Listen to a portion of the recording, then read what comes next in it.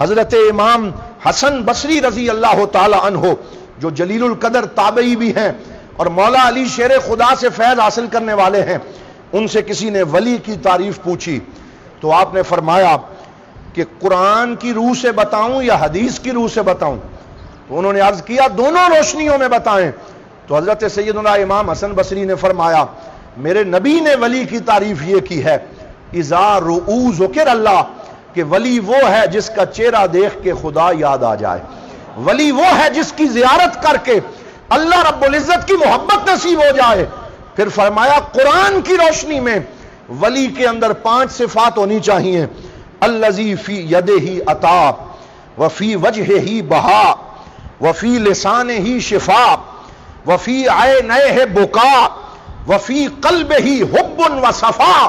فرمایا یہ 5 اللہ کے ولی کی صفات ہیں۔ پہلی صفت یہ ہے کہ ولی کا دست دست عطا ہوتا ہے، کہ جو بھی اس کے پاس آتا ہے وہ خالی نہیں جانے دیتا بلکہ اس کے دامن میں خیرات ڈالتا ہے کرم کی۔ پھر فرمایا وفی وجہہ بہا، ولی وہ ہے جس کے چہرے پہ رونق اور اللہ کے نور کا عکس جمیل ہوتا ہے، جمال ہوتا ہے، نور ہوتا ہے۔ وفی لسانہ شفا، اور ولی وہ ہے جو چپ نہیں رہتا بلکہ اس کی زبان سے بھی اللہ کی طرف سے شفا تقسیم ہوتی ہے اور شفا کے خزانے لوگوں کو ملتے ہیں۔ وفی عینہ بکا،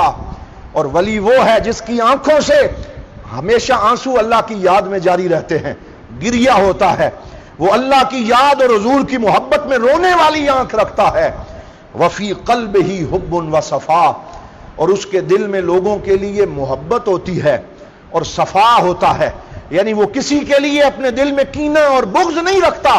بلکہ اس کا دل اللہ رب العزت کی محبت کا آئینہ دار ہوتا ہے۔ جب ہم ان 5 صفات کی روشنی میں اپنے شیخ کریم کی سیرت دیکھتے ہیں تو آپ کا دست دست عطا ہے،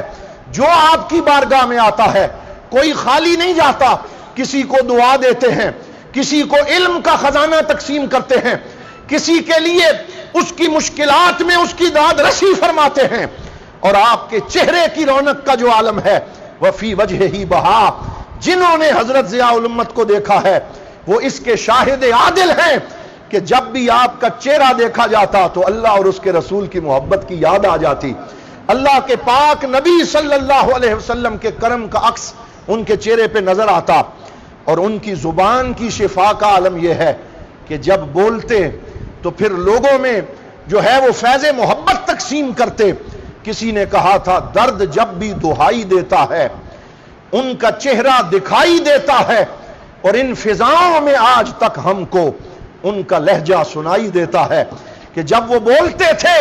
تو حضور صلی اللہ علیہ وسلم کے کرم کی شفا تقسیم کرتے تھے، اور پھر ان کی آنکھوں سے ہمیشہ حضور کی محبت میں اور اللہ کی یاد میں آنسو بھی جاری رہتے،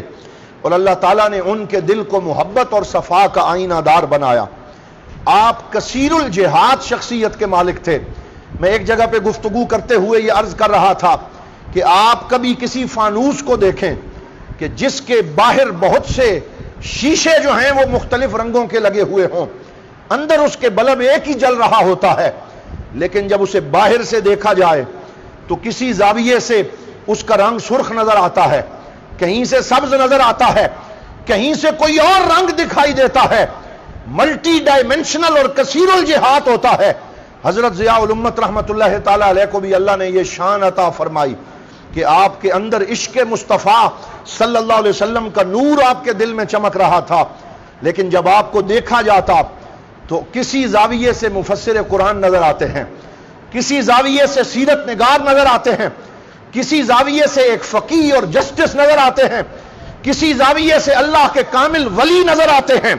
اور کسی زاویے سے ایک عظیم مصلح اور ریفارمر کی شکل میں نظر آتے ہیں۔ بہر رنگے کے جامہ می پوشی من اندازے قدترا می شناسم، آپ کو جس رنگ میں دیکھا جائے اسی رنگ میں بے نظیر و بے مثال نظر آتے ہیں۔